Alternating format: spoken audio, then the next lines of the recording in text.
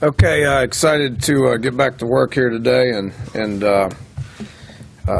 prepare for a good football team coming into town this weekend. Good football team, good football program. Got a lot of respect for Gary Patterson and what he's accomplished at TCU. Been there for quite a while. I think he's won 85% of his games there. So, program that's used to winning, coaches that are used to winning.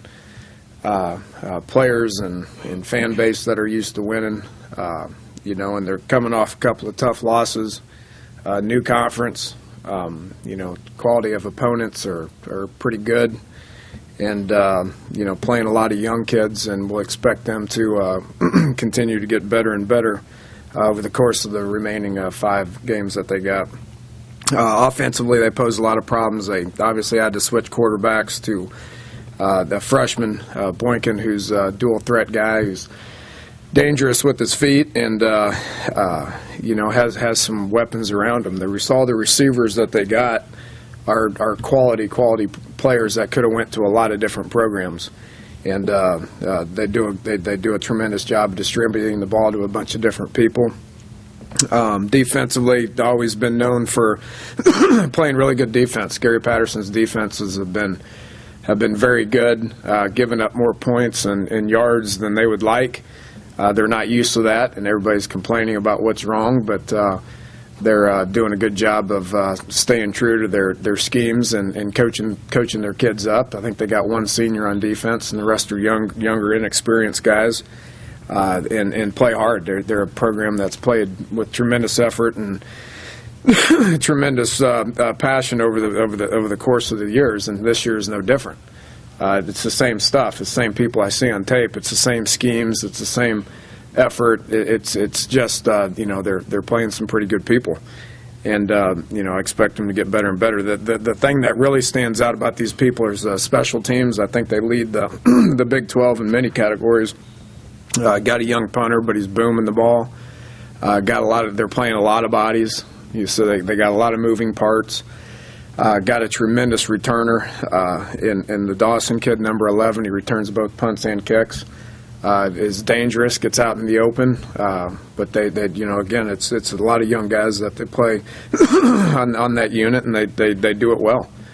So will be a challenge. Looking forward to the matchup.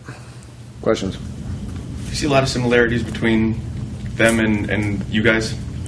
I don't try to compare anybody. We try to get to know our opponent as well as we can, and we worry about ourselves, and we try to get our guys prepared to play, from a mentality standpoint, and then we get out there and hopefully we're in the right frame of mind, and we play hard. So we worry a little bit more about ourselves than we do the opponent. With that said, we get to know the opponent as well as we can, and what to expect, and then try to get our guys in the right frame of mind to go out there and execute.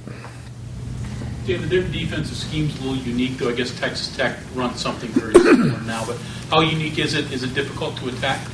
They're sound. It's not difficult.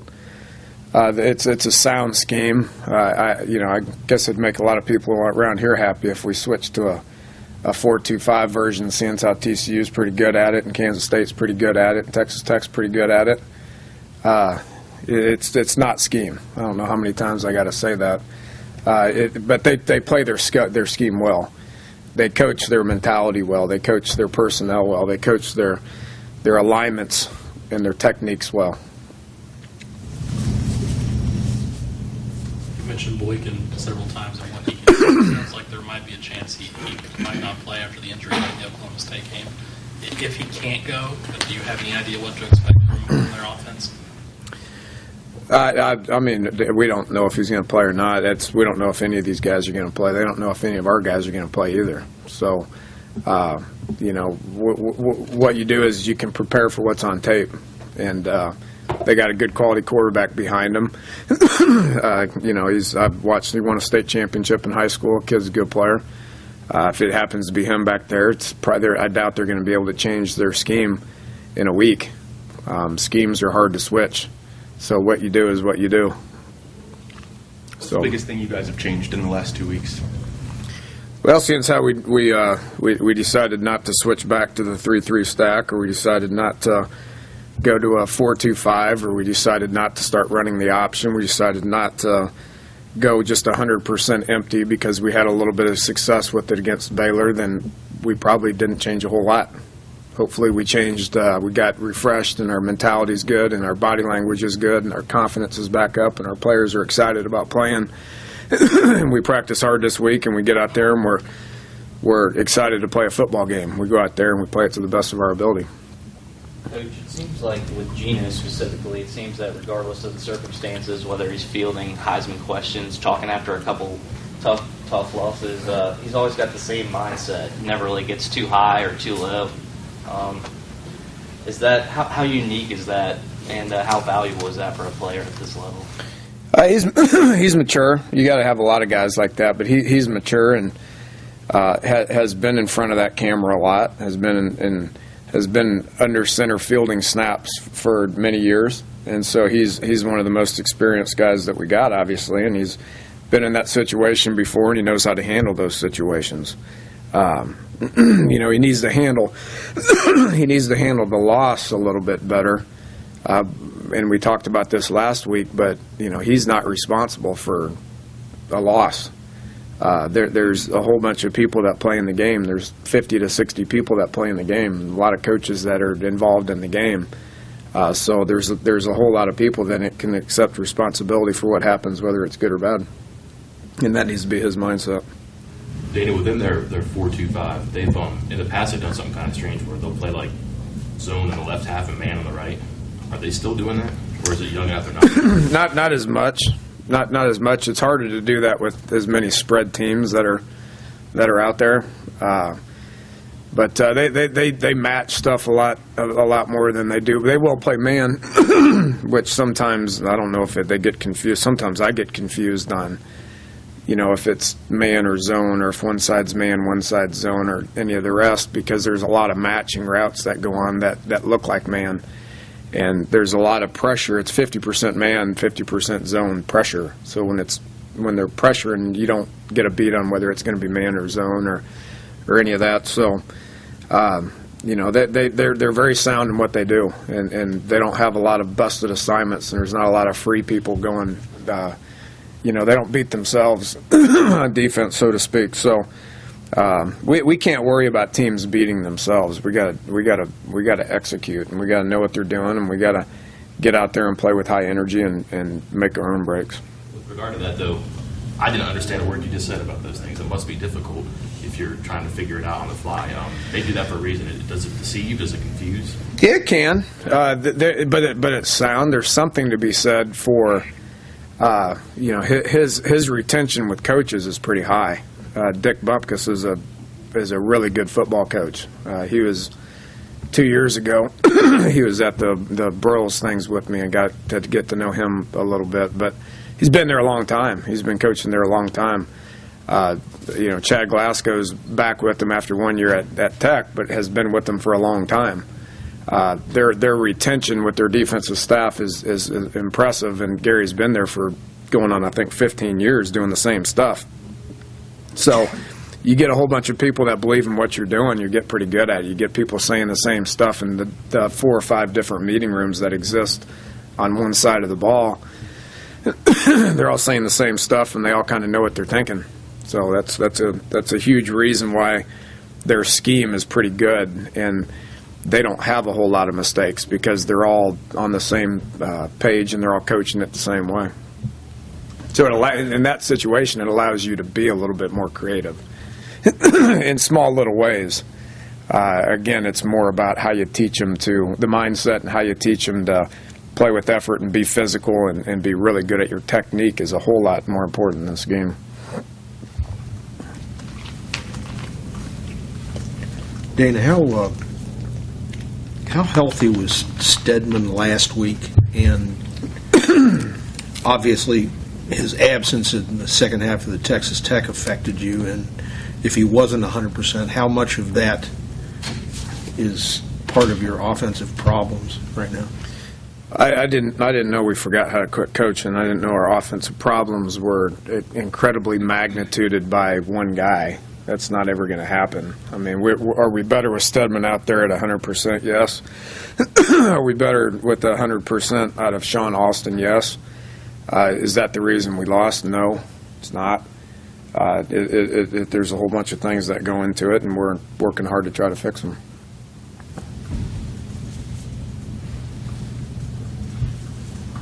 Is the offense any different with Boykin versus the original guy?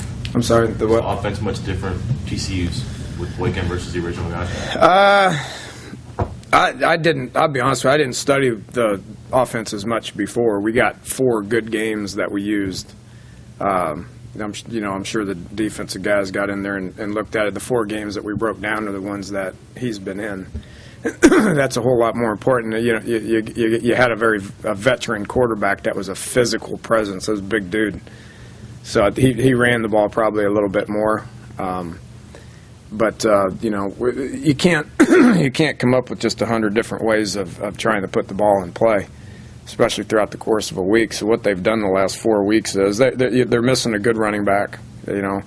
So their run game's not as good as Gary probably wants it to be. They're moving the ball fine. They just can't beat themselves on offense. And defensively, we got to do a good job of pressuring the quarterback and trying to create turnovers. It's something we got to do a better job of. Is Boykin in the 4th game much different than Boykin in the 1st game? Not much. No. When things were going good for them earlier in the year, what was it that they were doing well? And when they've kind of hit their rough patch lately, what is it that's been tripping them up? Yeah, it's turnovers. They're not a whole. They won a couple of games earlier in the year. They played a pretty tough Oklahoma State team last week. Iowa State really played well 4 weeks ago when they played them. They got some big plays on them. So I don't know. I mean, it's you gotta you gotta worry about what you've seen out of them lately, and what they're doing well lately is probably what they're going to build on. I mean, there's not enough time. I could go back 12 years on what they've done defensively and what's made them good and what's made them bad. But it makes this defense that we're looking at right here the most important thing. So you got enough material out there to where you can look at it. But this time of the year, you don't have to do a whole lot of research. You can look at what they've done lately and get a pretty good idea what they're going to do. There's not many tricks out there from a schematic standpoint. There's not. Huh? Have you ever played at TCU? Yeah.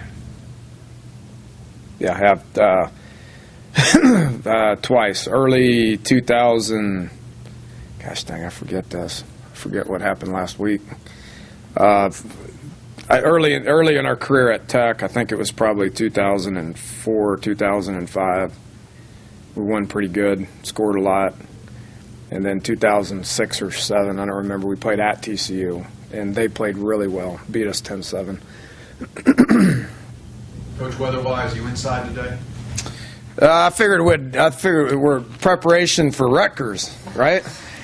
This time last year we had the same stuff, and we managed to go outside in a very tough environment at Rutgers, and the weather being rain, sleet, snow, wind, chaos, tough opponent, and we went outside and we did okay. So we'll probably go outside and throw snowballs around and get used to the weather, and who knows, it's setting in, so maybe it's going to be like this on Saturday, which up in the Northeast you got to be able to deal with it and play in these conditions, which we did last year, and got a victory in it. Probably do some of our work inside. Same situation as the Pittsburgh Steelers and the New England Patriots and the New York Jets and then the New York Giants, Philadelphia Eagles. I think you guys get my point. Have to deal with weather. I'm not going to panic about it. Do the practice reps change for the young receivers, the true freshmen that you're now playing, Robinson and Copeland? Do you intentionally start getting them a ton of reps to catch them up, or what do you start doing with them? Yeah, when you make the decision to play them, you probably ought to play them. So we will. The reps used to be we'd kind of have them with us about half the time, the scout team half the time. Since we made the decision to play them, we'll be 100% with us, and they won't have to worry about any scout team. So with that said, yeah, the reps will go up. Their reps will be dictated on how they do in practice. How'd they do in the game? Just okay. Everybody just did okay, though. I guess that wouldn't be an appropriate statement. We didn't play well, but they didn't do anything detrimental. On the same side, they didn't do anything fantastic, which is an understatement. What have you seen out of your defense for the last couple of weeks in terms of getting in there, getting those reps, getting the young guys in, and progress-wise? Well, we had 3 practices last week, and I was proud of how they played with effort. They were attentive. They kept playing.